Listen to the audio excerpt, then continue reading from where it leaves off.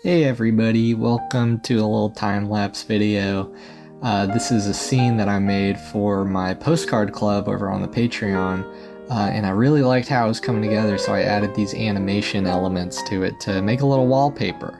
But yeah, anyways, just getting right into it, I started with modeling Drifloon, the evolved form of Drifloon, for the sake of kind of just knocking it out. It seemed like it was going to be of the more sort of weird models that I was going to have to make, so I wanted to go ahead and make sure I could get it looking good before I jumped into the rest of the scene.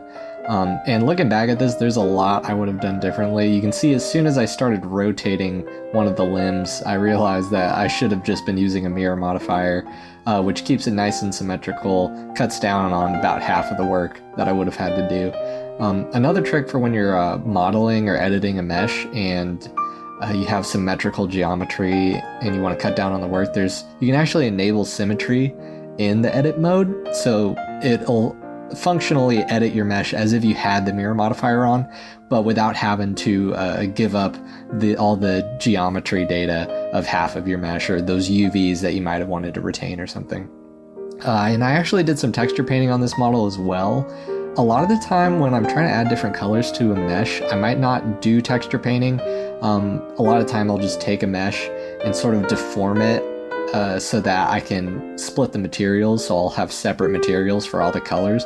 And I like that because it lets me edit the different colors individually as I'm working through the project. But with Drifloon, the geometry was just, I didn't want to compromise it by trying to overlay a bunch of shrink wrap shapes or trying to get those curves with geometry.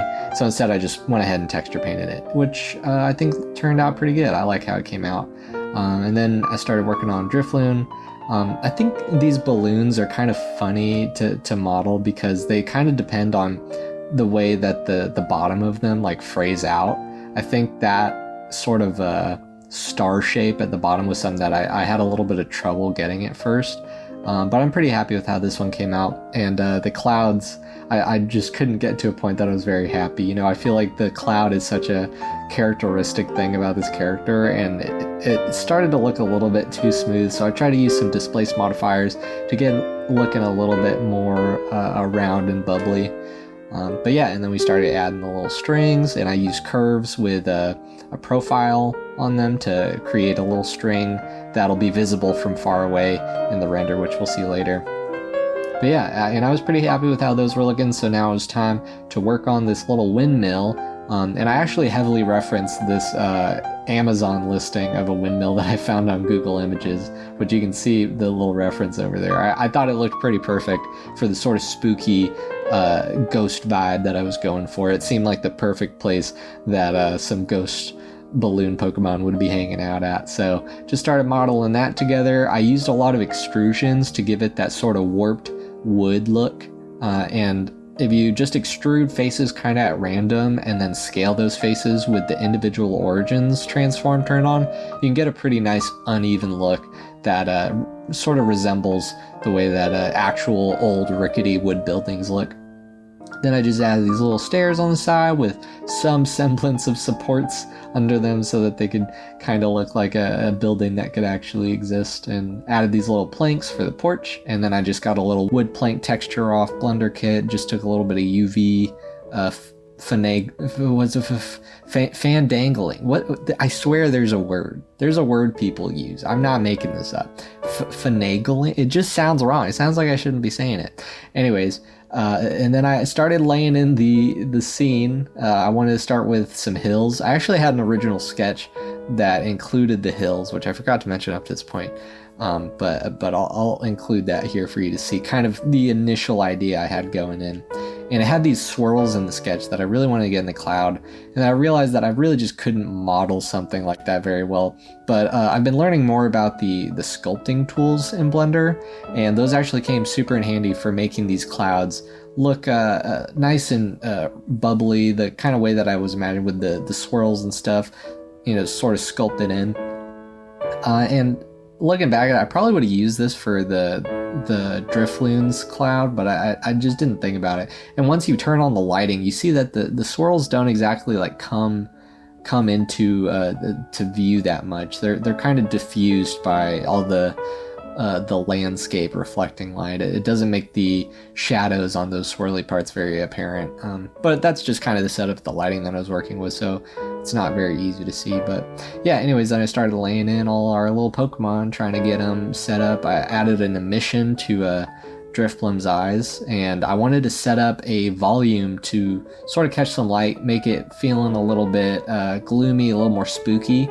For the most part, I have that volume hidden when I'm working through this, because it's just so darn hard to select stuff when the volume is obscuring every single object, because you want that volume to wrap around everything in the scene.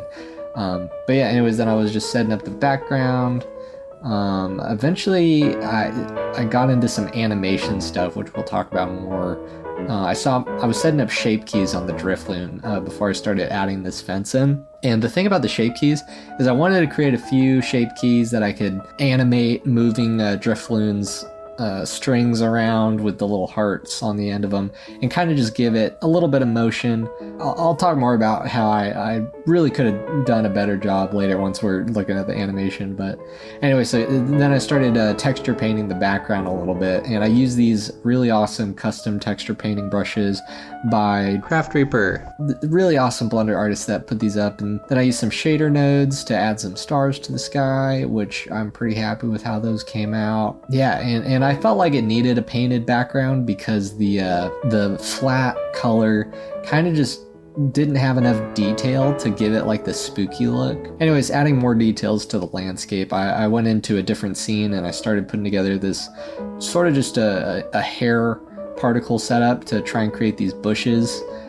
Super simple. Probably could have, looking back at it, I probably could have added a lot more detail to those to make it look a little bit more alive and more like an actual plant. But anyways, I had actually modeled some of these little spooky trees when I was I forgot to turn the recording back on. At this point, I wanted to add a tree that has more foliage on it, so I went in, I drew these curves and mirrored them to create these leaves, and just separated those into different objects, set up a material to randomize the color of the leaves based on the instance of the object.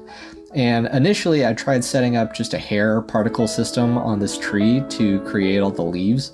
And eventually I decided that wasn't a good idea, but for the sake of showing you how I was setting up the hair, I just created a bunch of random vertices and I put them all around the limbs, and I set those up on a vertex group so that it would know to put the leaves coming out of those specific vertices. But yeah, and then at this point I think I start getting into some of the animation stuff. I knew that I wanted the leaves on the trees to flick around, so I thought maybe if I use wind, I could set up a force field or something to manipulate the leaves. But as you can see, the scale of things gets really out of whack. If I slowed it down, you would be able to see that the leaves were kind of just flickering. They weren't like moving the way you imagine like a wavy patch of grass moves in the wind, or the way leaves just naturally move on trees. They were just sort of like flicking around. So what I decided to do was set up a little geometry node setup, which gives us a much more natural flow of the leaves, because I can just control the way the leaves are moving around based on the noise modifier, or not the noise modifier, the noise texture that I plugged into the rotation of the instances that create all the leaves. And at this point, I'm finally getting into animating all the balloon characters so that they're moving around. And looking back at it, I spend quite a bit of time messing around with the shape keys on the strings on the Drifloon.